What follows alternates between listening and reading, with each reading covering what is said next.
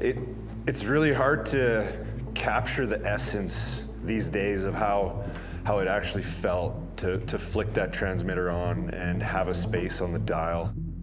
We reached all kinds of demographics.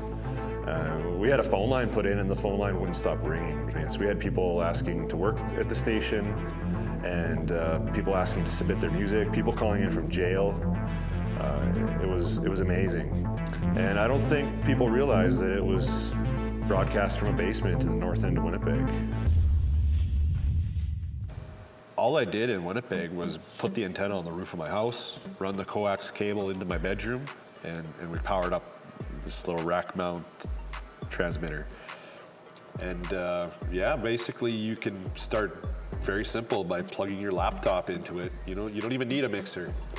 But you add the mixer in, you add some microphones, some headphones, and all of a sudden it starts feeling a lot like a radio station. I understand how I got that lung capacity, man. That is crazy. This is the first studio. So where was this? Was this in your bedroom? User experience, I guess. Yeah, this was a room off my bedroom. Yeah, basically right upstairs. So it was a room that was too small to be a bedroom, attached to my bedroom. So yeah, we made it into the studio, and you can actually see the coax cable going out the window here and up to the roof. So yeah, this was the beginnings of Farside Radio. Did you expect it to be that easy, or? I didn't expect to have the quality and the reach we had that easy. In fact, the people that shut us down were quite impressed with our reach and our signal quality.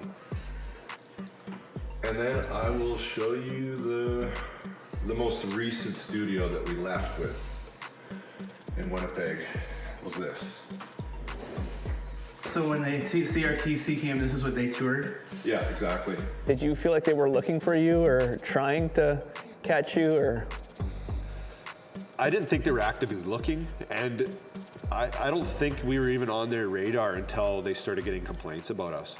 And the agent basically told us that it was the uncensored music and the swears that garnered some complaints. So it was in the back of my mind, like, oh, it'll probably happen someday, but not too worried about it. This is Winnipeg. What's the worst that's gonna happen? They just gave me a warning, which I'm thankful for. And it motivated me to pursue this. It's been on the back burner for 15 years now, and I'm ready to take another stab at it. Cool, but legit this time. That's right. So you guys had quite a bit of music that you recorded and broadcast. All these are all this is original material. Yeah, exactly. We were always recording stuff at the same time too, right? We had kind of a two-tier thing going on. We had the studio in one side of the basement, and then we had the radio studio on the other side. So when we weren't on the air, we were often making music as well. So you'll find this playlist is a bunch of our music from the early 2000s.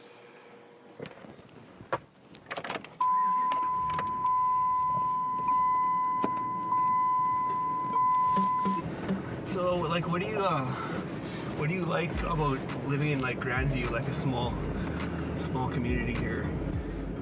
Yeah, I think what I like about it the most is that I can be my own businessman out here, work for myself. I wouldn't be able to live the lifestyle I do if I was back in the city.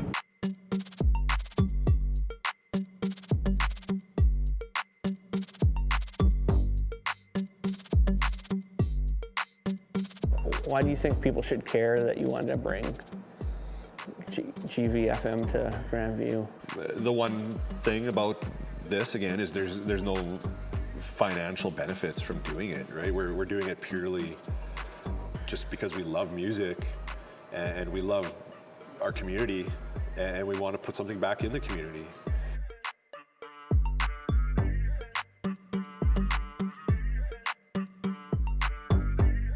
I don't know if we'll ever get the same kind of culture or, just the community that we had before. It seemed like every couple houses there was a different band or You know, like you just didn't have to walk far down the street in town to hear a set of drums being played or someone ripping on a guitar.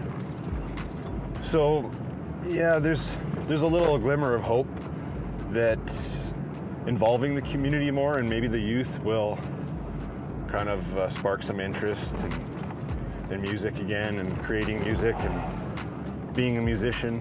One thing I've noticed getting a bit older is that we had no money back then, but yet we had the most fun. Yeah. You know, that's like true. we'd go on trips to BC with like no money. We didn't know how we were getting back. And that's, I think, what made the old station so great was just the uncertainty of where it was going and what it was going to evolve into and what was going to happen next. You know, it was just unpredictable at all times, you know, like none of it mattered because it was all for fun. I'm gonna do it until it stops being fun. Yeah, the radio stopped being fun because we had to go online. So hopefully this time around, it will bring back, you know, even a percentage of the way it felt before would be great. Yeah, I think you're onto something, like, you know, having a nonprofit community station where you have different people contributing different ways, whether it's with content or whether it's with gear or whether their technical know-how. Like, yeah, I think that sounds fun to me. Yeah, I think that's the way to do it. Like, the minute we're thinking about the bottom line, thinking about how much advertising we need to sell, that's gonna take the fun out of it. It's gonna be, you know, run by musicians and listeners for the listeners.